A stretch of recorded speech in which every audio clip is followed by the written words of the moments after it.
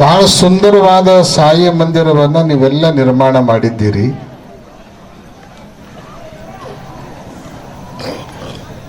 ಒಂದೇ ವರ್ಷದಲ್ಲಿ ಪಕ್ಕದಲ್ಲಿ ಸಮುದಾಯ ಭವನವನ್ನು ಕೂಡ ನಿರ್ಮಾಣ ಮಾಡಿದ್ದೀರಿ. ಇವತ್ತದು ವಿದ್ಯುಕ್ತವಾಗಿ ಉದ್ಘಾಟನೆ ಕೂಡ ಆಗಿದೆ. ಸಾಮಾನ್ಯವಾಗಿ ಒಂದು ಊರೊಳಗೆ ಪೊಲೀಸರು ಹೆಚ್ಚು ಬರೋದು ಹೋಗೋದು ಮಾಡ್ತಾ ಇದ್ರು ಅಂದ್ರೆ ಏನರ್ಥ? ಆ ಊರಾಗ ಜಗಳ ಜಾಸ್ತಿ ಆಗಕತ್ತೇವಂತ. ಹೌದಿಲ್ಲ? ಒಂದು ಊರೊಳಗೆ ದವಾಖಾನೆ ಹೆಚ್ಚಾಗಕತ್ತೇವಂದ್ರೆ ರೋಗಿಗಳು ಹೆಚ್ಚಾಗಕತ್ಯಾರು ಅಂತ ಅರ್ಥ. ಒಂದು ಊರೊಳಗೆ ದೇವಸ್ಥಾನಗಳು ಹೆಚ್ಚಾಗಕತ್ಯಾವು ಅಂದ್ರೆ ಆ ಊರೊಳಗೆ ಭಕ್ತಿ ಬೆಳಕತ್ತೈತಿ ಅಂತಾನೆ ಅರ್ಥ. ಹಂಗ ಕೌಜಲಗಿಯೊಳಗ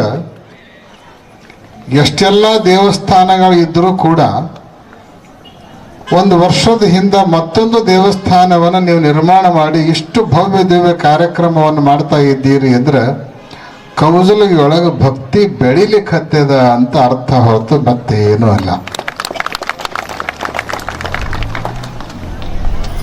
ಶ್ರೀ ಸಾಯಿ ದೇವಸ್ಥಾನವನ್ನು ನೀವೆಲ್ಲ ಕಟ್ಟಿದ್ದೀರಿ.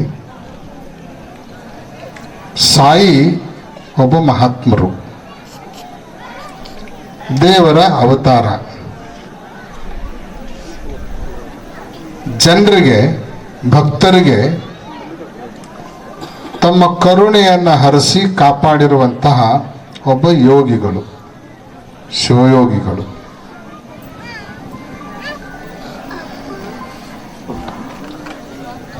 ಸಾಮಾನ್ಯವಾಗಿ ಮಹಾತ್ಮರ ಕರ್ತವ್ಯ ಏನು? ಮಹಾತ್ಮರು ಯಾರಾಗ್ತಾರೆ? ಭಗವದ್ಗೀತೆಯಲ್ಲಿ ದೇವರು ಯಾವಾಗ ಅವತಾರ ತಾಳ್ತಾನ ಅನ್ನೋದ್ರ ಬಗ್ಗೆ ಹೇಳಿದ್ದಾರೆ. ಯದಾ ಯದಾ ಹಿ ಧರ್ಮಸ್ಯ ಗ್ಲಾನಿರ್ಭವತಿ ಭಾರತ ಅಭ್ಯುತ್ಥಾನಮಧರ್ಮಸ್ಯ ತದಾತ್ಮಾನಂ ಸೃಜಾಮ್ಯಹಂ ಪರಿತ್ರಾಣಾಯ ಸಾಧೂನಾಂ ವಿನಾಶಾಯ ಚ ದುಷ್ಕೃತಾಂ ಧರ್ಮ ಸಂಸ್ಥಾಪನಾರ್ಥಾಯ ಸಂಭವಾಮಿ ಯುಗೆ ಯುಗೆ ಸಂಭವಾಮಿ ಯುಗೆ ಯುಗೆ. ಯಾವಾಗ ಧರ್ಮ ನಶಿಸ್ತಾ ಹೋಗ್ತದನೋ, ಯಾವಾಗ ಅಧರ್ಮ ತಾಂಡವ ಆಡ್ತಾ ಹೋಗ್ತದನೋ, ಯಾವಾಗ ದುರ್ಜನರು ದಬ್ಬಾಳಿಕೆಯನ್ನು ಹೆಚ್ಚಿಸ್ತಾ ಹೋಗ್ತಾರೋ, ಯಾವಾಗ ಸಜ್ಜನರ ಸುರಕ್ಷತೆ ಗೌಣ ಆಗುತ್ತೋ ಆವಾಗ ದೇವರೇ ಅವತಾರ ತಾಳಿ ಧರ್ಮವನ್ನು ಸ್ಥಾಪನೆ ಮಾಡ್ತಾನೆ ಅನ್ನುವಂಥ ಮಾತನ್ನು ಕೃಷ್ಣ ಪರಮಾತ್ಮ ಹೇಳಿದ್ದಾನೆ. ಆ ಹಿನ್ನೆಲೆಯಲ್ಲಿ ಯಾವಾಗ ಬದುಕಿಗೆ ಮತ್ತು ಭೂಮಿಗೆ ಪರಮಾತ್ಮನ ಅವಶ್ಯಕತೆ ಇರುತ್ತೋ ಅವಾಗೆಲ್ಲ ಪರಮಾತ್ಮ ಅವತಾರವನ್ನು ತಾಳ್ತಾನೆ. ಆದರೆ ದೇವರು ನೇರವಾಗಿ ದೇವರ ರೂಪದಲ್ಲೇನೆ ಅವತಾರ ತಾಳಂಗಿಲ್ಲ, ಮಹಾತ್ಮರ ರೂಪದಲ್ಲಿ ದೇವರು ಅವತಾರವನ್ನು ತಾಳ್ತಾನೆ. ಭೂಮಿಯ ಜನರನ್ನ, ಕಷ್ಟದಲ್ಲಿರುವವರನ್ನ, ತೊಂದರೆಯಲ್ಲಿರುವವರನ್ನ ಕಾಪಾಡ್ತಾನೆ, ಸಂರಕ್ಷಣೆ ಮಾಡ್ತಾನೆ. ದಾರಿ ತಪ್ಪಿ ಹೋಗುವವರಿಗೆ ಮಾರ್ಗದರ್ಶನವನ್ನು ನೀಡ್ತಾನೆ. ಜಗತ್ತಿನೊಳಗೆ ಎಷ್ಟೆಲ್ಲ ಮಹಾತ್ಮರನ್ನು ನಾವು ನೋಡ್ತೇವೆ. ಆ ಎಲ್ಲ ಮಹಾತ್ಮರು ಮಾಡಿದ ಕೆಲಸ ಏನು ಅಂದ್ರೆ ಇದೆ. ತಪ್ಪು ದಾರಿಗೆ ಹೋಗುವವರನ್ನು ಸರಿ ದಾರಿಗೆ ತಗೊಂಡು ಬರೋದು. ಒಂದು ವೇಳೆ ಎಷ್ಟೆಲ್ಲ ಹೇಳಿದರೂ ಕೂಡ ತಿಳ್ಕೊಳ್ಳಿಲ್ಲ ಅಂದ್ರೆ ಅವನಿಗೆ ಶಿಕ್ಷೆಯನ್ನು ಕೊಟ್ಟು ಸರಿಯಾದ ಬುದ್ಧಿಯನ್ನು ಕಲಿಸಿಕೊಡೋದು. ಯಾರು ಕಷ್ಟದಲ್ಲಿ ಇರ್ತಾರೋ, ಯಾರು ಲೋಕ ಕಲ್ಯಾಣವನ್ನು ನೆರವೇರಿಸೋದು. ಇದನ್ನು ಕಾಲಕ್ಕೆ ಅವತಾರ ತಾಳಿದ ಎಲ್ಲಾ ಮಹಾತ್ಮರು ಮಾಡ್ತಾ ಬಂದಿರುವಂತಹದ್ದು.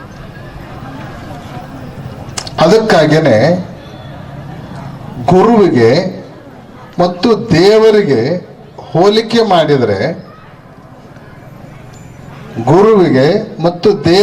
ಹೋಲಿಕೆ ಮಾಡಿದರೆ, ಪ್ರಸಂಗ ಬಂದ್ರೆ ದೇವರಿಗಿಂತಲೂ ಗುರು ಒಂದು ತೂಕ ಹೆಚ್ಚಾಗ್ತಾನೆ ಅನ್ನುವಂಥ ಮಾತನ್ನು ಶಾಸ್ತ್ರದಲ್ಲಿ ಬರೆದುಕೊಂಡು ಬಂದಿದ್ದಾರೆ.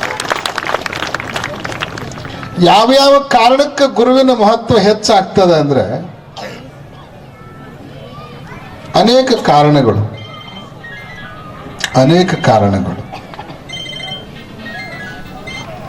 ಸಾಮಾನ್ಯವಾಗಿ ದೇವರ ಅವತಾರ ತಾಳಿರುವಂತಹದ್ದು ನಿಮಗೆಲ್ಲ ಗೊತ್ತಿದೆ. ರಾಮನಾಗಿ ಬಂದ, ಕೃಷ್ಣನಾಗಿ ಬಂದ, ಅದಕ್ಕಿಂತಲೂ ಮೊದಲ ವರಾಹ ಅವತಾರವನ್ನು ತಾಳಿದ, ನೃಸಿಂಹ ಅವತಾರವನ್ನು ತಾಳಿದ. ಹೀಗೆಲ್ಲ ಅವತಾರಗಳನ್ನು ನಾವೆಲ್ಲ ಕೇಳ್ತಾ ಬರ್ತೀವಿ. ದೇವರು ಎಷ್ಟೆಲ್ಲ ಅವತಾರವನ್ನು ತಾಳಿದ್ರು ಕೂಡ ಆ ದೇವರು ಅವತಾರವನ್ನು ತಾಳೋ ಕಾಲಕ್ಕೆ ತನ್ನ ಕೈಯೊಳಗೆ ಒಂದೊಂದು ಶಸ್ತ್ರವನ್ನು ಧಾರಣ ಮಾಡಿಕೊಂಡೇನೆ ಅವತಾರ ತಾಳಿದ್ದನ್ನು ನಾವು ನೋಡ್ತೀವಿ. ಹೌದೇ? ವರಾಹ ಅವತಾರದೊಳಗ ಕೋರೆ ಹಲ್ಲು, ಅದೇ ಶಸ್ತ್ರ ಆಗಿತ್ತು. ನೃಸಿಂಹ ಅವತಾರದೊಳಗ ಉಗುರುಗಳೇ ಅವನ ಶಸ್ತ್ರ ಆಗಿತ್ತು. ರಾಮ ಅವತಾರದೊಳಗ ಬಿಲ್ಲು ಬಾಣಗಳೇ ಅವನ ಅಸ್ತ್ರ ಶಸ್ತ್ರಗಳಾಗಿತ್ತು. ಕೃಷ್ಣ ಅವತಾರದೊಳಗ ಸುದರ್ಶನ ಚಕ್ರವೇ ಅವನ ಅಸ್ತ್ರ ಆಗಿತ್ತು. ಅಷ್ಟೇ ಅಲ್ಲ, ನೀವು ಎಷ್ಟೆಷ್ಟು ದೇವತೆಗಳನ್ನು ಚಿತ್ರಣ ಮಾಡ್ಕೊಂಡ್ರಿಲ್ಲ, ಆ ಎಲ್ಲ ದೇವರ ಕೈಯೊಳಗೂ ಒಂದೊಂದು ಅಸ್ತ್ರದವ, ಒಂದೊಂದು ಶಸ್ತ್ರ ಇರುವಂತಹದ್ದನ್ನು ನೀವು ನೋಡ್ತೀವಿ. ವಿಷ್ಣುವಿನ ಕೈಯೊಳಗೆ ಏನದ? ಸುದರ್ಶನ ಚಕ್ರ ಐತಿ. ಶಿವನ ಕೈಯೊಳಗೆ ಏನದ? ತ್ರಿಶೂಲ ಐತಿ. ಇಂದ್ರನ ಕೈಯೊಳಗೆ ಏನದ? ವಜ್ರಾಯುಧ ಐತಿ. ಹಿಂಗೆ ಯಾವ್ಯಾವ ದೇವತೆಗಳನ್ನು ನೀವೆಲ್ಲ ನೋಡ್ತಿರೋ ಆ ಎಲ್ಲ ದೇವರ ಕೈಯೊಳಗೂ ಕೂಡ ಒಂದೊಂದು ಅಸ್ತ್ರ, ಒಂದೊಂದು ಶಸ್ತ್ರ ಇರುವಂತಹದ್ದು. ಅವತಾರ ತಾಳಿದೊಳಗೂ ಆ ಶಸ್ತ್ರ ಸಮೇತವಾಗಿಯೇ ಅವರ ಅವತಾರ ತಾಳಿರುವಂತಹದ್ದನ್ನು ನಾವು ಗಮನಿಸಬಹುದು. ಹೀಗೆ ಶಸ್ತ್ರ ಹಿಡ್ಕೊಂಡು ಅವತಾರ ತಾಳಿರುವಂಥ ಅವತಾರಿ ಪುರುಷರು ಮಾಡಿದ್ದೇನು ಅಂದ್ರೆ ದುರ್ಜನರ ಸಂಹಾರ, ಸಜ್ಜನರ ಸಂರಕ್ಷಣೆ. ಪರಿತ್ರಾಣಾಯ ಸಾಧೂನಾಂ ವಿನಾಶಾಯ ಚ ದುಷ್ಕೃತಾಂ. ಕೆಟ್ಟದ್ದನ್ನು ಮಾಡೋರನ್ನು ವಿನಾಶ ಮಾಡೋದು, ಒಳ್ಳೆಯದನ್ನು ಮಾಡುವವರನ್ನು ಕಾಪಾಡೋದು. ಈ ಕೆಲಸವನ್ನು ಅವತಾರ ತಾಳಿರುವಂಥ ದೇವರು ಮಾಡ್ತಾನೆ ಬಂದರು. ಇದನ್ನ ಮಾಡಿದ್ದಲ್ಲ. ವರಾಹ ಅವತಾರದೊಳಗೆ ಹಿರಣ್ಯಾಕ್ಷನನ್ನು ಸಂಹಾರ ಮಾಡಿದ. ನೃಸಿಂಹ ಅವತಾರದೊಳಗೆ ಹಿರಣ್ಯ ಕಶ್ಯಪನ ಸಂಹಾರ ಆಯಿತು. ರಾಮಾವತಾರದೊಳಗೆ ರಾವಣ ಮುಂತಾದ ಅನೇಕ ರಾಕ್ಷಸರನ್ನ ಸಂಹಾರ ಮಾಡಿದ. ಕೃಷ್ಣಾವತಾರದೊಳಗೆ ಕಂಸ ಮುಂತಾಗಿರುವಂಥ ಹಲವಾರು ರಾಕ್ಷಸರನ್ನ ಸಂಹಾರ ಮಾಡಿದ. ಆದ್ರೆ ಇಷ್ಟೆಲ್ಲ ದುಷ್ಟರನ್ನ ಸಂಹಾರ ಮಾಡಿದರೂ ಕೂಡ ಈ ಪ್ರಪಂಚದಿಂದ ದುಷ್ಟರು ಹೋದ್ರೆ ಒಂದು ಕಡೆಗೆ ಸಂಹಾರ ಮಾಡ್ತಾ ಹೋದ, ಇನ್ನೊಂದು ಕಡೆಗೆ ಅವರು ಹುಟ್ಟುಗೊತ್ತನ ಬಂದರು. ಕಾರಣ ಏನು ಅಂದ್ರೆ ವೇದದಲ್ಲಿ ಒಂದು ಮಾತು ಬರ್ತದೆ, ಸ್ವಲ್ಪ ಲಕ್ಷ್ಯ ಕೊಟ್ಟು ಕೇಳಬೇಕು ನೀವೆಲ್ಲ. ಯಾಂತೆ ಮತಿಹಿ ಶಾಂತೆ ಗತಿಹಿ ಅಂತ. ನಾವು ಸಾಯೋ ಕಾಲಕ್ಕೆ ಅಂತ್ಯಕಾಲದಲ್ಲಿ ನಮ್ಮ ಬುದ್ಧಿ ಹೆಂಗಿರ್ತದನೋ ಅದೇ ರೀತಿ ನಾವು ಹುಟ್ಟುತ್ತೀವಂತ. ಮುಂದಿನ ಜನ್ಮದೊಳಗೆ ಹಂಗೇ ನಾವು ಹುಟ್ಟುತ್ತೀವಿ. ಸಾಯೋ ಕಾಲಕ್ಕೆ ನಮ್ಮ ಬುದ್ಧಿ ಹೆಂಗಿರ್ತದೋ ಹಂಗೆ ನಾವು ಹುಟ್ಟುತ್ತೀವಿ. ಯಂ ಯಂ ವಾಪಿ ಸ್ಮರನ್ ಭಾವನ್ ತ್ಯಜತ್ಯಂತೆ ಕಲೇವರಂ ತಂ ತಮೇ ವೈತಿ ಕೌಂತೆಯ ತದಾ ತದ್ಭಾವ ಭಾವಿತಃ. ಭಗವದ್ಗೀತೆಯಲ್ಲಿ ಕೃಷ್ಣ ಪರಮಾತ್ಮ ಹೇಳಿದ್ದಾನೆ, ಯಾವ್ಯಾವ ಭಾವಗಳನ್ನು ಹೊತ್ತುಕೊಂಡು ನಾವು ಅಂತಿಮ ಶ್ವಾಸವನ್ನು ಎಳಿತೀವೋ ಆ ಭಾವನೆಯನ್ನು ತಗೊಂಡನೆ ಮುಂದಿನ ಜನ್ಮದೊಳಗೆ ನಾವು ಹುಟ್ಟಿ ಬರ್ತೀವಿ.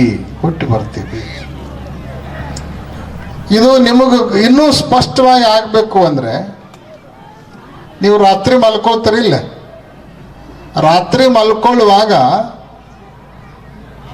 ಅನೇಕ ವಿಚಾರಗಳನ್ನು ಮಾಡ್ತಾ ಮಾಡ್ತಾ ಮಾಡ್ತಾ ಮಾಡ್ತಾ ಒಂದೊಂದು ವಿಚಾರವನ್ನು ಬಿಟ್ಕೋತ ಕೊನೆಗೆ ನಿದ್ರಿಗೆ ಹೋಗ್ತೀರಿ. ನೀವು ಎಲ್ಲಿ ತನಕ ವಿಚಾರಗಳು ಪೂರ್ಣ ನಿಮ್ಮ ಮನಸ್ಸಿನಿಂದ ಹಿಂದೆ ಸರಿಯೋದಿಲ್ಲೋ ಅಲ್ಲಿ ತನಕ ನಿಮ್ಗೆ ನಿದ್ದೆ ಬರಂಗಿಲ್ಲ. ಒಬ್ಬ ಮನುಷ್ಯಾಗ ಬಹಳ ಒಟ್ಟ ನಿದ್ದೆ ಬರಂಗಿಲ್ಲ, ನಿದ್ದೆನ ಹತ್ತುವಲ್ತು ಅಂದ್ರೆ ಅವನ ತಲೆಯಾಗ ವಿಚಾರಗಳು ಬಹಳ ಬರ್ತಾವಂತ ಅರ್ಥ. ವಿಚಾರಗಳು ದೂರ ಆದವು ಅಂದ್ರೆ ನಿದ್ದೆ ಸರಳವಾಗಿ ಬಂದ್ಬಿಡ್ತದೆ, ಸಹಜವಾಗಿ ಬಂದ್ಬಿಡ್ತದೆ. ಆದ್ರೆ ಹಿಂಗೆ ನಿದ್ದೆಗೆ ಜಾರೋ ಕಾಲಕ್ಕೆ ಯಾವುದು ನಿಮ್ಮ ಮನಸ್ಸಿನ ಅಂತಿಮ ವಿಚಾರ ಆಗುತ್ತೋ ನೀವು ಬೆಳಗ್ಗೆ ಎದ್ದ ತಕ್ಷಣ ಅದೇ ನಿಮ್ಮ ಮೊದಲನೇ ವಿಚಾರ ಆಗಿರ್ತದೆ.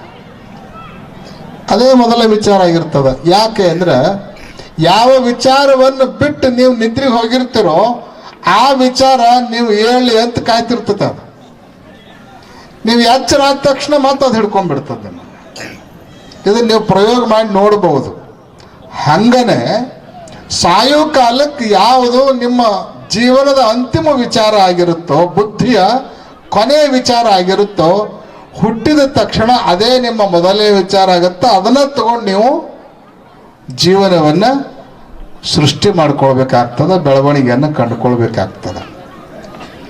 ಎಷ್ಟೆಲ್ಲ ರಾಕ್ಷಸರನ್ನ ಅವತಾರ ತಾಳಿರುವಂತಹ ಪರಮಾತ್ಮ ಸಂಹಾರ ಮಾಡಿದ್ರು ಕೂಡ ಅವರು ಸಾಯೋ ಕಾಲಕ್ಕೆ ಏನಂತ ಸಾತ್ರು ಅಂದ್ರೆ ಹೊಡಿ ಬಡಿ ಕಡಿ ಅನ್ಕೋತಾನೆ ಸತ್ರು.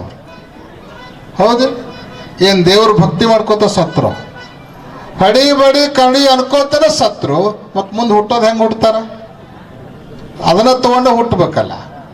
ಯಾವುದು ನಮ್ಮ ಅಂತಿಮ ಬುದ್ಧಿ ಇರ್ತದೋ ಅದೇ ನಮ್ಮ ಮುಂದಿನ ಜನ್ಮದ ಬುದ್ಧಿ ಆಗ್ತದೆ, ನಮ್ಮ ಬುದ್ಧಿನೇ ಬುದ್ಧಿ ಆಗ್ತದೆ. ಅದಕ್ಕೆ ಕೊನೆ ಕಾಲಕ್ಕೆ ದೇವರನ್ನು ಸ್ಮರಣೆ ಮಾಡ್ಕೋತ ಹೋಗ್ಬೇಕು, ದೇವರನ್ನು ನೆನೆಸ್ಕೋತ ಹೋಗ್ಬೇಕು. ಕೆಲವ್ರು ಹೆಂಗೂ ಅನ್ಬೋದು, ಒಂದು ವೇಳೆ ಕೊನೆಗೆ ದೇವರನ್ನು ನೆನಪು ಮಾಡ್ಕೋತ ಪ್ರಾಣ ಬಿಟ್ಟಿವಿ ಅಂದ್ರೆ ದೇವರ ಪ್ರಾಪ್ತಿ ಆಗುವಂಗಿತ್ತು ಅಂದ್ರೆ ಜೀವನ ತುಂಬ ಯಾಕೆ ನೆನೆಸ್ಕೋತಾ ಇರೋದು? ಒಮ್ಮೆ ಕೊನೆಗೆ ಶಿವ ಶಿವ ಅಂದ್ಬಿಡ್ತೀವಿ ನಾವು, ಹೌದಿಲ್ಲ? ಇಷ್ಟೆಲ್ಲ ಪೂಜೆ ಮಾಡೋದು, ಇಷ್ಟೆಲ್ಲ ದೇವ್ರ ಧ್ಯಾನ ಮಾಡೋದು, ನೀವು ಬಂದು ಪ್ರವಚನ ಹೇಳೋದು, ನಾವು ತಂಡ್ಯಾಗ ಕೂತ್ಕೊಂಡು ಕೇಳೋದು ಏನು ಅವಶ್ಯಕತೆ ಅದ? ಕೊನೆಗೆ ಒಮ್ಮೆ ಶಿವ ಶಿವ ಅಂದ್ಬಿಡ್ತೀವಿ ಸಾಯೋ ಕಾಲಕ್ಕೆ. ಆದ್ರೆ ಕೊನೆಗೆ ಶಿವ ಅಂದ್ರೆ ನೀವು ಶಿವ ಸ್ವರೂಪ ಆಗ್ತೀರಿ, ಇದ್ರೊಳಗೆ ಎರಡು ಮಾತಿಲ್ಲ. ಆದ್ರೆ ಕೊನೆಗೆ ಶಿವ ಅನ್ನೋದು ಸುಮ್ಮನೆ ಬರಂಗಿಲ್ಲ. ಕೊನೆಗೆ ಶಿವ ಅನ್ನೋದು ಸುಮ್ಮನೆ ಬರಂಗಿಲ್ಲ. ಯಾಕೆ ಅಂದ್ರೆ ಸಾಯೋ ಕಾಲಕ್ಕೆ 1000 ಚೇಳು ಕಡದಷ್ಟು ನೋವಾಗ್ತಿರ್ತೈತೆ ಅಂತ. 1000 ಚೇಳು ಕಡದಷ್ಟು ನೋವಾಗ್ತಿರ್ತದೆ ಜೀವಾತ್ಮನಿಗೆ. ಆ ಸಮಯಕ್ಕೆ ಶಿವ ಅನ್ನೋದು ನಿಮ್ಮ ಬುದ್ಧಿಯೊಳಗೆ ನಿಲ್ಲಬೇಕು ಅಂದ್ರೆ ಈಗಿಂದನೇ ಪ್ರಯತ್ನ ಮಾಡ್ಬೇಕದು. ಈಗಿಂದನೇ ಪ್ರಯತ್ನ ಮಾಡ್ಬೇಕು. ಈಗಿಂದನೇ ಪ್ರಯತ್ನ ಮಾಡಿದ್ರು ನಿಲ್ತೈತೆ ಅಂತ ಹೇಳಕ್ ಆಗೋದಿಲ್ಲ. ಯಾರು ನಿಲ್ತೈತೋ ಅವರು ಶಿವನ ಕಾಣ್ತಾರ, ಯಾರು ನಿಲ್ಲಂಗಿಲ್ಲ ಅವ್ರು ಮತ್ತೆ ಶುರು ಮಾಡ್ಬೇಕು. ABCD ಇಂದ ಮತ್ತೆ ಹುಟ್ಟಿ ಬರ್ಬೇಕು, ಮತ್ತೆ ಶುರು ಮಾಡ್ಬೇಕು. ನಿಮಗೊಂದು ಲೌಕಿಕ ಉದಾಹರಣೆ ಹೇಳ್ಬೇಕು ಅಂದ್ರೆ, ನೀವು ಫೋಟೋ ತೆಗ್ಸೊಳಕ್ ಹೋಗಿರ್ತೀರಲ್ಲ ಸ್ಟುಡಿಯೋಕ್ಕೆ ಫೋಟೋ ತೆಗೆಸ್ಕೊಳಕ್ ಹೋಗಿರ್ತೀರಿ. ಫೋಟೋ ಚಲೋ ಬರ್ಬೇಕಂತ ಮನ್ಯಾಗ ಮೇಕಪ್ ಮಾಡ್ಕೊಂಡು ಹೋಗಿರ್ತೀರಿ, ಫೋಟೋ ಚಂದ ಬರ್ಬೇಕಂತ ಹೇಳಿ. ನೀವು ಮಾಡಿದ ಮೇಕಪ್ ಸಾಲದು ಅಂತ ಹೇಳಿ ಮತ್ತೆ ಫೋಟೋಗ್ರಾಫರ್ ಅವನು ಸ್ವಲ್ಪ ತನ್ನ ಕೈ ಚಳಕ ತೋರಿಸ್ತಾನ, ಅವನು ಏನೇನೋ ಡೈರೆಕ್ಷನ್ ಕೊಡ್ತಾನ, ಹಂಗೆ ಮತ್ತೆ ತಯಾರಾಗ್ತೀರಿ. ಕೊನೆಗೆ ಅವ ಮಾಡಿದ್ದು ಸಾಲದು ಅಂತ ಫೋಟೋ ಸ್ಟುಡಿಯೋದೊಳಗೆ ಹೋದ್ಮೇಲೆ ಒಂದು ಜಪಾಟಿ ಮತ್ತೆ ತಯಾರಾಗ್ತೀರಿ. ನೀವು ಎಲ್ಲ ಆಗಿ ಫೋಟೋ ತೆಗೆಸ್ಕೊಳ್ಳೋದಕ್ಕೆ ಹೋಗಿ ಕ್ಯಾಮ್ರಾದ ಮುಂದೆ ಕೂಡಿರ್ತೀರಿ. ಅವನು ರೆಡಿ ಅಂತ ಹೇಳ್ತಾನ, ಸ್ಮೈಲ್ ಅಂತ ಹೇಳ್ತಾನ, ಎಲ್ಲ ಹೇಳ್ತಾನ. ನೀವು ತಯಾರಾಗಿ ಕೂಡಿರ್ತೀರಿ. ಅವ ಇನ್ನೇನು ಫೋಟೋ ತೆಗಿಬೇಕು ಅಂತಿರ್ತಾನ. ಆ ಸಮಯಕ್ಕೆ ನಿಮ್ಮ ಕಣ್ಣೊಳಗೆ ಏನೋ ಒಂದು ಬಿದ್ದು ಬಿಡ್ತದ, ಕಣ್ಣು ಮುಸ್ತತಿ, ಫೋಟೋ ಕ್ಯಾಮ್ರಾ ಕ್ಲಿಕ್ ಮಾಡ್ತಾನ. ಫೋಟೋ ಹೆಂಗೆ ಬರ್ತದ? ಕಣ್ಣು ಮುಚ್ಚಿದ್ದ ಬರೋದು. ಅಲ್ಲಿ ತನಕ ಮಾಡಿದ ಪ್ರಯತ್ನ ಎಲ್ಲ ಹೋಯ್ತು. ಫೋಟೋಗ್ರಾಫರ್ ಕ್ಯಾಮ್ರಾ ಕ್ಲಿಕ್ ಮಾಡೋ ಸಮಯಕ್ಕೆ ನಮ್ಮ ಮುಖದ ಭಂಗ ಹಂಗಿರುತ್ತೋ ಫೋಟೋ ಹಂಗೇ ಬರುತ್ತ. ಹಂಗ ಸಾಯೋ ಕಾಲಕ್ಕೆ ನಮ್ಮ ಭಾವ ಹೆಂಗಿರುತ್ತೋ ಮುಂದಿನ ಜನ್ಮದೊಳಗೆ ಹಂಗೆ ನಮಗೆ ಗತಿ ಸಿಗ್ತದೆ. ಮುಂದಿನ ಜನ್ಮದೊಳಗೆ ಹಾಗೆ ನಮಗೆ ಗತಿ ಸಿಗ್ತದೆ. ಅದಕ್ಕಾಗಿ ಸಾಯೋ ಕಾಲಕ್ಕೆ ಒಳ್ಳೆ ಬುದ್ಧಿ ಇಟ್ಕೊಂಡು ಪ್ರಾಣ ಬಿಡಬೇಕು. ಕೆಲವ್ರು ಅಂತಿರ್ತಾರೆ ನೋಡ್ರಿ, ಏನಂತ ಹೊಂಟಿ ಈಗರ ಶಿವ ಅಂತಿರ್ತಾರ. ಹೊಂಟಿ ಈಗರ ಶಿವ ಅಂದ್ರೆ ಇನ್ನಿ ತನಕ ಅಂದೇ ಇಲ್ಲ, ಈಗರೆ ಅನ್ನು ಅಂತ ಹೇಳ್ತಿರ್ತಾರ. ಕಾರಣ ಏನು ಅಂದ್ರೆ ಕೊನೆಗೆ ಯಾವ ಬುದ್ಧಿ ಇರುತ್ತೋ ಅದೇ ಬುದ್ಧಿ ನಮಗೆ ಗತಿ ಸಿಗ್ತದೆ. ಆದರೆ ಕೊನೆಗೆ ಯಾವ ಬುದ್ಧಿ ನಮ್ಮಲ್ಲಿ ಉಳಿತದ ಅಂತ ಕೇಳಿದ್ರೆ ಜೀವನವಿಡೀ ಏನು ಪ್ರಯತ್ನ ಮಾಡಿರ್ತೀವಿ, ಏನು ಅಭ್ಯಾಸ ಆಗಿರ್ತದೋ ಅದೇ ಬುದ್ಧಿ ನಮಗೆ ಕೊನೆಗೆ ಉಳಿತದ. ಜೀವನ ಪೂರ್ತಿ ಯಾವುದನ್ನು ನಾವು ಅಭ್ಯಾಸ ಮಾಡ್ತೀವಿ. ನೀವು ವ್ಯಾಪಾರ ಮಾಡಿದ ಅಭ್ಯಾಸ ಇದ್ರೆ ವ್ಯಾಪಾರಿ ಬುದ್ಧಿ ಇರ್ತದ, ರಾಜಕೀಯ ಮಾಡಿದ ಅಭ್ಯಾಸ ಇತ್ತು ಅಂದ್ರೆ ಅದ ಬುದ್ಧಿ ಇರ್ತತಿ, ಪೊಲೀಸ್ ಡ್ಯೂಟಿ ಮಾಡಿದ ಅಭ್ಯಾಸ ಇತ್ತು ಅಂದ್ರೆ ಅದ ಬುದ್ಧಿ ಇರ್ತತಿ. ಯಾರ್ಯಾರು ಯಾವ್ಯಾವ ಅಭ್ಯಾಸ ರೂಢಿ ಮಾಡ್ಕೊಂಡಿರ್ತೀರಿ ಅದೇ ಬುದ್ಧಿ ಬರ್ತದ, ಕೊನೆಗೆ ಅದೇ ಬುದ್ಧಿ ಬರ್ತದೆ. ನಾವು ಶಿವಯೋಗ ಮಂದಿರದೊಳಗೆ ಓದೋ ಕಾಲಕ್ಕೆ ಕೊಟ್ಟಿ ಕೋಲಿ ಮೇಲೆ ಒಬ್ಬ ಸೆಟ್ ಇದ್ದ. ಅವನ ಉದ್ಯೋಗ ಏನು ಅಂದ್ರೆ ಎಣಿಸ್ ರೊಕ್ಕ ತಗೊಳ್ಳೋದು, ಎಣಿಸ್ ರೊಕ್ಕ ಕೊಡೋದು, ಜೀವನ ಪೂರ್ತಿ ಇದನ್ನ ಮಾಡಿದ್ದ. ಕೊನೆಗೊಂದು 60-70 ವರ್ಷ ಆದಮೇಲೆ ಅವನಿಗೆ ಲಕ್ವ ಹೊಡಿತು, ಮೈಮೇಲಿನ ಪ್ರಜ್ಞೆ ಹೋಯ್ತು. ಏನು ಮಾತಾಡ್ತಾನಂತ ಗೊತ್ತಿರಲಿಲ್ಲ, ಏನು ಮಾಡ್ತಾನಂತ ಗೊತ್ತಿರಲಿಲ್ಲ. ಆದ್ರೆ ಆಶ್ಚರ್ಯ ಅಂದ್ರೆ ಕೈಯಾಗ ರೊಕ್ಕ ಇರಲಿಲ್ಲ, ಎಣಿಸೋದು ಮಾತ್ರ ನಿಂತಿರಲಿಲ್ಲ. ಎಣಿಸೋದು ಮಾತ್ರ ನಿಂತಿರಲಿಲ್ಲ. ಯಾಕೆ ಅಂದ್ರೆ ಅದನ್ನ ಮಾಡಿದ್ದಲ್ಲ, ಅದನ್ನ ಮಾಡ್ತಾ ಬಂದಿರೋದ್ರಿಂದ ಅದೇ ಅಭ್ಯಾಸ ಅವನಿಗೆ ಹಾಕಿತ್ತು. ಹಂಗೆ ನೀವು ಈಗಿನಿಂದ ಶಿವ ಅನ್ನೋದನ್ನು ಶುರು ಮಾಡಿದ್ರಿ ಅಂದ್ರೆ, ಅಭ್ಯಾಸ ಶುರು ಮಾಡ್ಕೊಂಡ್ರಿ ಅಂದ್ರೆ ಕೊನೆ ಕಾಲಕ್ಕೆ ಆ ಬುದ್ಧಿ ಬರ್ತದೆ. ಆ ಬುದ್ಧಿನೇ ನಿಮ್ಮನ್ನು ದೇವ್ರ ತನಕ ಕರ್ಕೊಂಡು ಹೋಗ್ತದೆ. ದೇವ್ರು ಎಷ್ಟೆಲ್ಲ ಅವತಾರ ತಾಳ್ದ, ಕಡಿ ಬಡಿ ಅನ್ಕೋತನ ಇರುವಂಥ ರಾಕ್ಷಸರನ್ನ ಸಂಹಾರ ಮಾಡ್ದ. ಮತ್ತು ಅವ್ರು ಹಂಗೆ ಹುಟ್ಕೋತ ಬಂದರು. ಕೊನೆಗೆ ಈ ಒಳ್ಳೆಯ ಗುಣಗಳನ್ನು ಅಳವಡಿಸಿಕೊಳ್ಬೇಕು, ಯಾರಿಗೂ ಕೇಡು ಬಗೆಯಬಾರದು, ಸತ್ಯ ಶುದ್ಧ ಕಾಯಕದಿಂದ ಸಂಪಾದನೆ ಮಾಡಬೇಕು. ವೀರಶೈವ ಲಿಂಗಾಯತರಾದ ನಾವು ದೇಹದ ಮೇಲೆ ಲಿಂಗ ಧಾರಣ ಮಾಡಿಕೊಂಡು ಪ್ರತಿನಿತ್ಯ ತಪ್ಪದೆ ಲಿಂಗ ಪೂಜೆಯನ್ನು ಮಾಡ್ಕೊಳ್ತಾ ಇರಬೇಕು. ಇವು ಯಾವುದನ್ನು ಮಾಡಲಾರ್ದನ ಕೇವಲ ಬಂದು ನಾವು ದೇವರಿಗೆ ನಮಸ್ಕಾರ ಮಾಡಿದೀವಿ ಅಂತಂದ್ರೆ ಆ ದೇವ್ರಂತನ ನಿನ್ನ ಧರ್ಮದೊಳಗೆ ನೀನು ನಡೆದಿ ಅಂದ್ರೆ ನನ್ನ ಪ್ರಾಪ್ತಿ ಸುಲಭವಾಗಿ ನಿನಗೆ ಆಗ್ತದೆ. ನನ್ನ ತನಕ ಬರಬೇಕಾಗಿತ್ತು ಅಂದ್ರೆ ಧರ್ಮದ ಹಾದಿಯೊಳಗೆ ಬರಬೇಕು ಅನ್ನುವಂತಹ ಸಂದೇಶವನ್ನು ಅವನು ಕೊಡೋದರಿಂದ ನಾವೆಲ್ಲ ಧರ್ಮ ಮಾರ್ಗದಲ್ಲಿ ಮುನ್ನಡಿಬೇಕು. ಆಗ ಮಾತ್ರ ನಿಜವಾಗಲೂ ನಾವು ಸಾಯಿ ಭಕ್ತರಾಗಲಿಕ್ಕೆ ಸಾಧ್ಯ ಅನ್ನುವಂಥ ಮಾತನ್ನ ಈ ವೇದಿಕೆಯ ಮೂಲಕ ವ್ಯಕ್ತ ಮಾಡ್ತಾ, ಒಳ್ಳೆಯ ಸಭಾಭವನವನ್ನು ನೀವೆಲ್ಲ ಕಟ್ಟಿದ್ದೀರಿ, ಒಳ್ಳೆಯ ಭಕ್ತಿಯನ್ನು ನೀವೆಲ್ಲ ಇಟ್ಕೊಂಡಿದ್ದೀರಿ. ಇದೇ ರೀತಿಯಾಗಿ ಮುನ್ನಡೆದು ನಿಮ್ಮ ಬದುಕನ್ನು ಸಾರ್ಥಕ ಮಾಡ್ಕೊಳ್ಬೇಕು ಹಾಗೆ ಅಂತ ತಿಳ್ಕೊಂಡು ಹಾರೈಸಿ ಈ ಕಾರ್ಯಕ್ರಮಕ್ಕೆ ಪಾಲ್ಗೊಂಡಿರೋ ನಿಮ್ಮೆಲ್ಲರ ಭಕ್ತಿಯನ್ನು ನೋಡಿ ಅತ್ಯಂತ ಸಂತೋಷಭರಿತರಾಗಿ ಜಗದ್ಗುರುಗಳವರು ನಿಮ್ಮೆಲ್ಲರಿಗೂ ತುಂಬ ಹೃದಯದ ಸನ್ಮಂಗಲ ಆಶೀರ್ವಾದವನ್ನ ಅನುಗ್ರಹಿಸ್ತಾ ಇದ್ದಾರೆ ಅನ್ನುವಂಥ ಮಾತುಗಳನ್ನು ಹೇಳ್ತಾ, ನಿಮಗೆಲ್ಲ ಉತ್ತಮ ಮಾರ್ಗದರ್ಶನವನ್ನ ನಮ್ಮ ಬಾಗೋಜಿ ಕೊಪ್ಪದ ಶ್ರೀಗಳವರು ಮಾಡ್ತಾ ಬಂದವರಾಗಿದ್ದಾರೆ. ಅವರ ಮಾರ್ಗದರ್ಶನದಲ್ಲಿ ನೀವೆಲ್ಲ ಲಿಂಗ ದೀಕ್ಷಾ ಪಡ್ಕೊಂಡು ಲಿಂಗಧಾರಿಗಳಾಗಿ ಲಿಂಗ ಪೂಜೆಯನ್ನು ಮಾಡ್ತಾ ಧರ್ಮ ಮಾರ್ಗದಲ್ಲಿ ಮುನ್ನಡಿಬೇಕು. ದೇವಸ್ಥಾನ 2 ಇರ್ತಾವೆ. ಒಂದು ಕಲ್ಲು ಮಣ್ಣಿನಿಂದ ಕಟ್ಟಿರುವಂತಹ ಮಾನವ ನಿರ್ಮಿತ ದೇವಾಲಯ, ಇನ್ನೊಂದು ದೇವರೇ ತಾನಿರಬೇಕು ಅಂತ ಹೇಳಿ ದೇವ ನಿರ್ಮಿತ ದೇವಾಲಯ. ಅದು ಈ ದೇಹವೇ ದೇವಾಲಯ. ಈ ದೇವಾಲಯ ಚೆನ್ನಾಗಿರಬೇಕು ಅಂದ್ರೆ ಇದಕ್ಕೆ ನಾವು ಸರಿಯಾಗಿ ಇರಿಸ್ಕೊಂಡು ಹೋಗ್ಬೇಕು. ಆ ದಿಶೆಯಲ್ಲಿ ನೀವೆಲ್ಲ ಮುಂದುವರಿಬೇಕು ಅನ್ನುವಂಥ ಕರೆಯನ್ನು ನಿಮ್ಮೆಲ್ಲರ ಪೂರ್ವದಲ್ಲಿ ಇಲ್ಲೇ ದೇವಸ್ಥಾನದ ಪೂಜೆ ಮಾಡಲಿಕ್ಕೆ ನಮ್ಮ ಯಡೂರು ಪಾಠಶಾಲೆಯಲ್ಲಿ ಕಲ್ತಿರುವಂಥ ವಿದ್ಯಾರ್ಥಿನೇ ಪೂಜೆ ಮಾಡಲಿಕ್ಕೆ ಇದ್ದಾನೆ.